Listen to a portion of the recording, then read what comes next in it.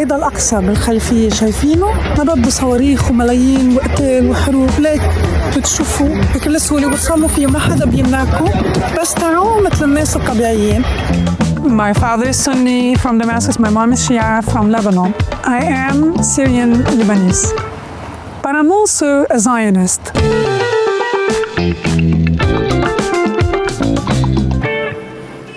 I grew up in Lebanon during the first Lebanese war, in the Bekaa Valley, in the stronghold of Hezbollah.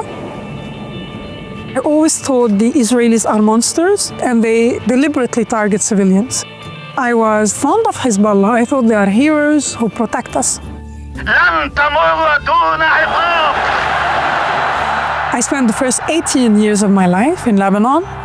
After that, I moved to Europe. The station that changed my life was in France.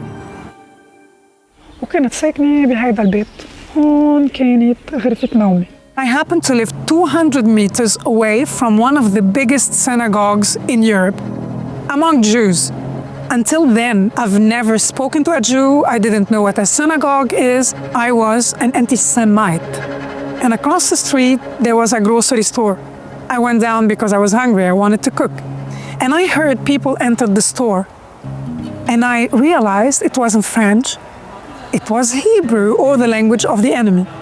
Turned back and I saw religious Jews, 4 men with sideburns. I left everything, even my stuff. And I ran back home, went into my bedroom and locked the door. So scared I couldn't breathe. And when I saw my face in the mirror, I thought, why? Like, they didn't even look at you. Why?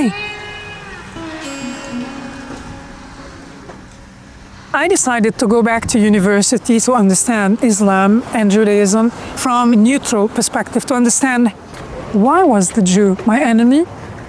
I read the history of a region, and that changed my life because I realized I was told lies. نحن بحي بالقدس هون للمتدينين المحافظين. جينا لأنه في حاخام مشهور معروف بآرائه المثيرة للجدل، هو مقتنع أنه لن يتحقق السلام إلا على يد المسلمين. Shalom. Shalom. ברוכים הבאים. תודה רבה. I asked the Syrians, I'm going to go on Israel and ask people your questions. Can you believe that many of the questions were, do the Jews consider us human beings like them? Terrible. Yes. See, but they truly believe it. There is an organic relationship between Israel and the nations. Our ancestor Abraham, the first thing that was said to him that you must be a blessing for all the families of the earth. So Judaism is fundamentally universal. Our interest, it is for the tikkun olam, for the reparation of the whole world. I thought anti-Semitism is rampant in the Arab world. And my son said, Mom, you're melodramatic like all the Mid-Easterns. You're obsessed. Until October 7th. He comes to my room. It's 11 in the morning. He knocks on the door. He says, Mom, are you sick? It's almost 11. He saw me. I'm just mesmerized, still looking on the news. So he goes, sees the news, comes back. His name is Adam. And he stands there. He said nothing. He just shook his head and he had a tear in his eye. He understood. I'm not obsessed. I'm not melodramatic. This is what I was supporting. I know both sides of the borders, and I'm saying it's a no-go where something like October 7th can happen and be justified. We have to choose a camp. It's black and white. No more gray zones. We need moral clarity.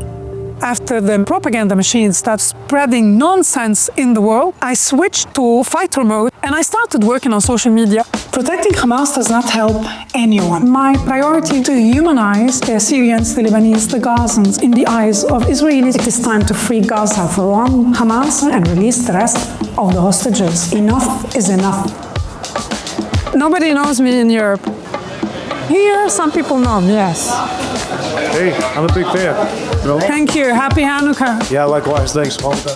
But we needed to reach the Arabs. Do the Lebanese think like I used to think when I was a teenager? The Israelis are attacking them and Hezbollah are heroes. So I started a TikTok account,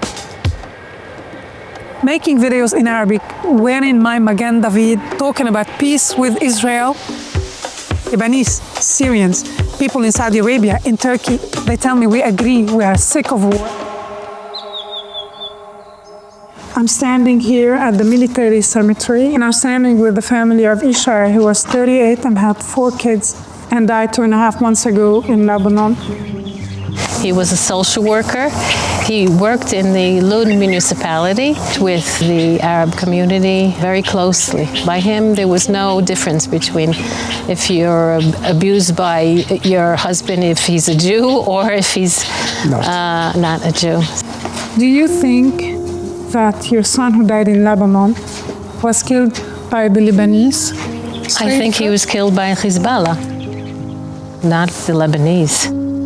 We don't have nothing against the Arab because they are Arab. Ishai, our son, was work with them. We also against those who want to destroy us. That's all. I would like to tell you, and I'm pretty sure that I'm saying this on behalf of thousands of Lebanese, if not more. I'm really sorry for your loss, as I'm sorry for the loss of any innocent Lebanese, and I'm not sorry at all for all the beating Hezbollah took, and I pray for the day all the extremists will be history. Most of my friends and family members blocked me. They didn't discuss, they blocked me. They even stopped talking to my son, and that was really harsh. The first time I came to Jerusalem, I went to the Kotel. I didn't even know how to pray. I stood there, and the only thing that crossed my mind is one word: Hineni. That this is my home. All my life, I was an atheist. Discovering Israel and Judaism, I realized that it's a humane religion. A lot of aspects appealed to me, and to find the courage to admit it to myself and to share it with my son without him questioning my sanity. All these coincidences that happened in my life were the stones. Hashem is showing me the way back home. I'm going to convert to Judaism. The plan is to complete my conversion. I'd like to make Aliyah and come live in Jerusalem.